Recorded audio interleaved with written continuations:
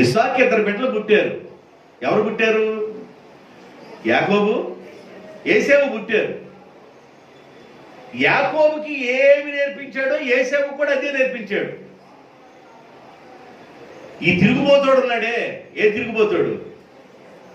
ఏసేవు.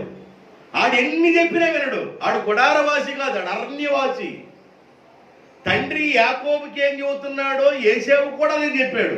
వీడేమన్నా కాట్మీర ఒకటి తీసుకొని ఏ పెట్టలు కొడదాం, పెట్టల ధరలాగా తిరుగుతానమంటాడు. వీడి పెట్టలు కొట్టే అలవాటు, వేటాడే అలవాటు.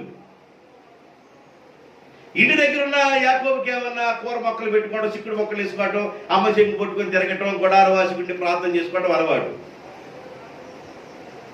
నువ్వు చెడిపోరా, అరణ్యవాసిగా ఉండరా, నువ్వు గుడారవాసిగా ఉండరా అని చెప్పాడా? తండ్రి ఒకే విధంగా చెబుతాడు, పాస్టర్ ఒకే విధంగా చెబుతాడు.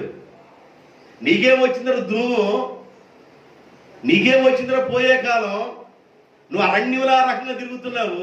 తిరిగేది కాకుండా తల్లిదండ్రులకు వేదన కలిగించాడంటే ఈ దుమ్మొహోడు. ఏ దుమ్మొహోడు? ఏసేవు. తల్లిదండ్రులకు వేదన కలిగించాడు. తండ్రి ఒకే విధంగా మాట్లాడతాడు పిల్లలు బాగుండాలని, దైవ సేవకుడు ఒకే విధంగా మాట్లాడతాడు సంఘం బాగుండాలని.